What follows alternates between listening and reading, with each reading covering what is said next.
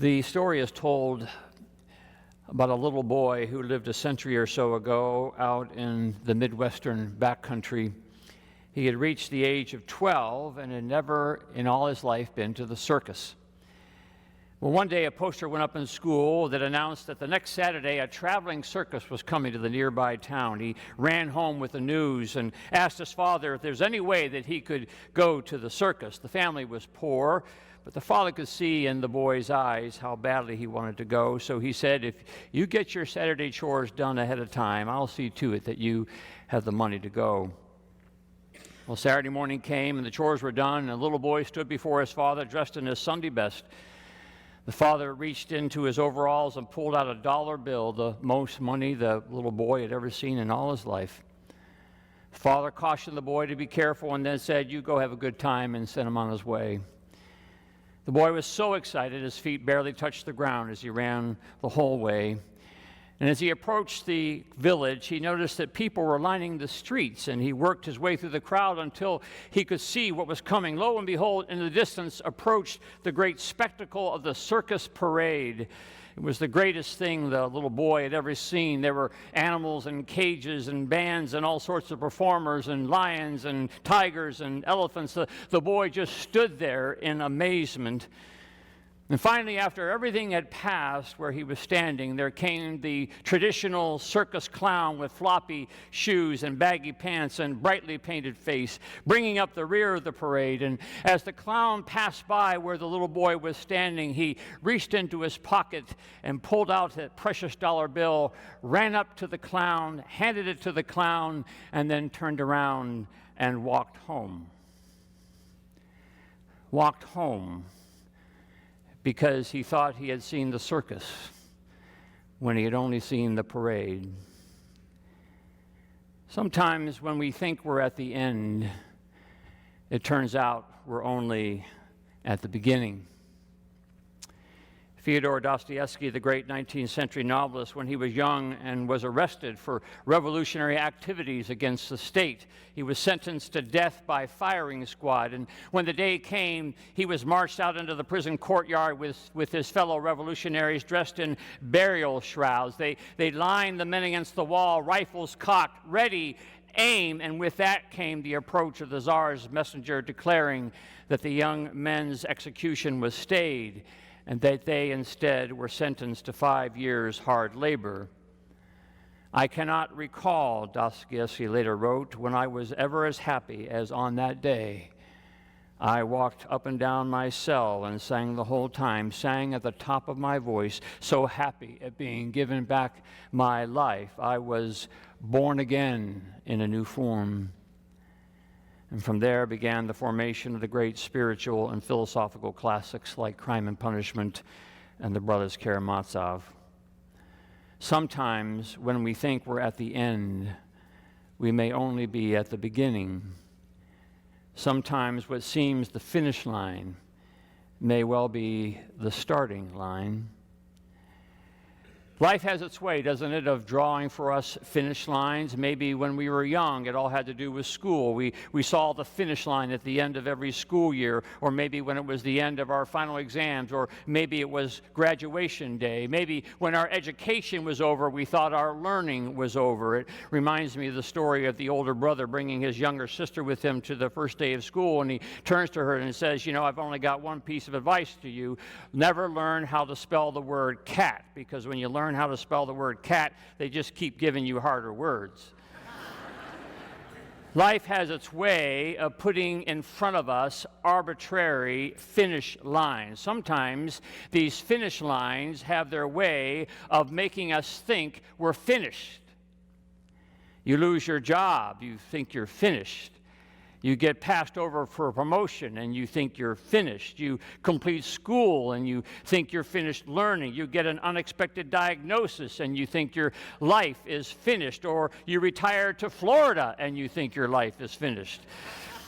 Your marriage hits some turbulence and you think you're finished. Life has its way of painting in front of us finish lines that in our crossing them may give us the impression that we're done. So Jesus tells us a story about two men who thought that maybe they both were at the finish line. The first man was a spiritual guy, a Pharisee. Pharisees were guys, and they were only guys, who spent their lives checking off all the spiritual boxes. They had performed all the required religious acts. They read their Bibles every day. They had their biblical doctrine pretty spelled out. Thank God, the Pharisee says, I'm not like other people, thieves, rogues, adulterers, even this tax collector. I fast twice a week. I give 1/10 of all my income. Very impressive, except maybe he thought he was at the finish line. Nowhere else to go, settled into the rut and routine of a calcified spiritual life. No new revelation, no warming of the heart, no increased giving. No new exploration as to what the Bible really might be saying to me today. That's man number one. Man number two is the tax collector, who's managed to make some pretty bad choices. And the biggest of all the bad choices is the choice to be a tax collector. He's turned his back on his people, signed a contract with the Roman occupying forces to collect oppressive duties on his own people for the benefit of the enemy. And worst, he's lining his own pocket. He's made himself into a pariah, certainly in the eyes of his own people, not to mention possibly his own family. And for some reason, all this comes crashing down upon him, and with shame, he staggers to the corner of the temple, beats his breast, and says, God, I'm finished. I'm at the bottom of the heap. I've got nowhere else to go. Be merciful to me, a sinner. Two men, two finish lines. But the difference, Jesus says, is that the one man, the righteous man, thinks that finished means finished. He's checked all the boxes. He's gotten his master's degree in religion.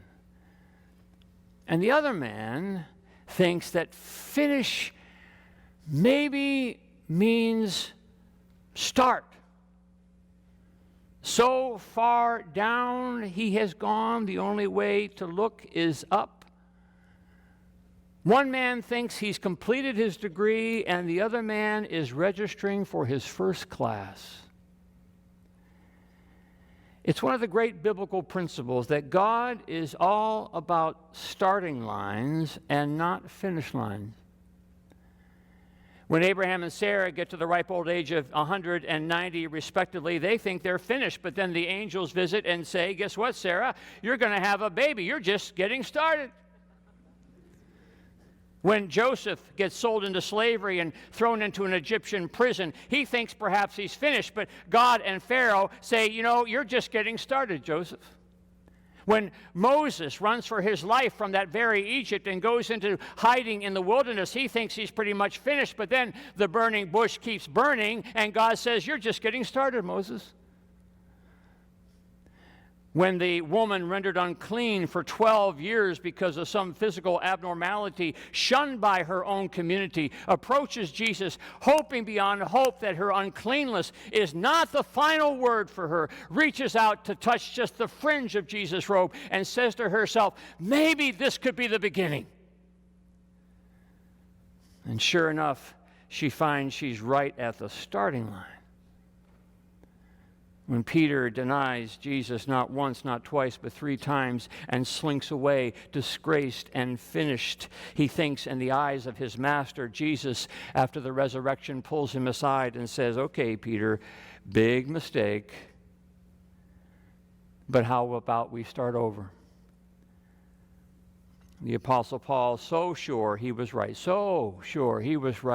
in his biblical interpretation, gets knocked off his horse, blinded by the light, and Jesus says, I have another story for you to write. How about we get started? You see, it's all about grace, right? And grace is when we see that God is not through with us yet. That there ain't no finish line that God cannot turn into a starting line. Jack McConnell was no relation to me, and I know he was always glad for that. But he was a Presbyterian elder that I knew up in New Jersey. Jack was a researcher in the pharmaceutical industry and had a hand in the creation of Tylenol. But the time came for him to retire, which he did, and he and his wife, Mary Ellen, moved to Hilton Head to begin their retired life. That doesn't sound biblical, does it? Retired life? Finish line? So after a few rounds of golf, Jack started noticing this community of people in Hilton Head who were there eking out a living while they served the wealthy who had come to retire. And he noticed that they didn't have any insurance and they didn't have the money for basic health care. So Jack, back then, 30 years ago, began to pilot a project to organize hundreds and hundreds of retired doctors to volunteer their time to take care of the impoverished. He called it the Volunteer Medicine Health Clinic. He got the town to donate land, architects to draw up plans, builders to donate materials, insurance companies to provide malpractice insurance, convinced the state legislature to pass a bill to create a special volunteer license for clinical physicians. He started the Volunteers in Medicine Institute, a nonprofit foundation that assists in setting up clinics like the one in Hilton Head. Hundreds of clinics have been started over the country. 100,000 people have been seen in that Hilton Head clinic alone. That's turning your finish line into a starting line. Maggie Kuhn was a Presbyterian elder I met when I was ministering in Philadelphia. You may remember Maggie Kuhn. When she was 65, they made her retire, and she said, "I'm not ready to retire. I'm not ready to be put out to pasture. You may force me into retirement, but I'm going to turn this into something else." So she founded the Gray Panthers. Remember the Gray Panthers? An elder advocacy group that insisted that there was no such thing as a finish line, that older people were wiser people, and they had their own way of changing the world. Charles Colson, Watergate conspirator, Nixon hatchet man, mastermind of White House dirty tricks, thrown into prison, names splashed across every headline of every newspaper in the country, finished. Except that in the darkness of his prison cell, he meets Jesus, and Jesus says, "Oh, Chuck, you're just getting started." And Colson goes on to lead one of the great prison reform movements in history. So here's the deal.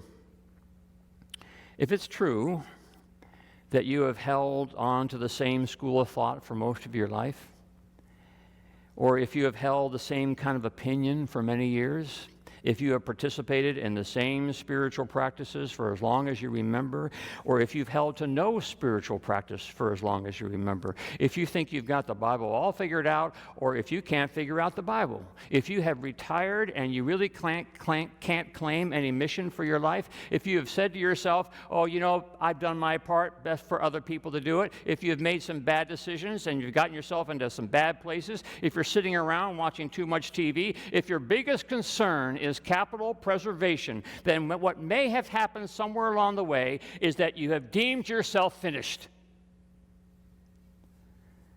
But I'm here to say that there is no book in the Bible called finished. It is an arrogant affront to God for us to suggest that God is through with us. So is now maybe that precise time? Is now the time to look ahead and see this path that still lies in front of you, this good journey, this way, this truth, this life that Jesus beckons us into, this possibility that even now, maybe God isn't yet through with me? Or was it that Oscar Wilde said once, "Every saint has a past and every sinner has a future"? I sure understand that last part. And I hope and pray you do too. For what a shame. What a shame to leave at the end of the parade and miss the beginning of the circus.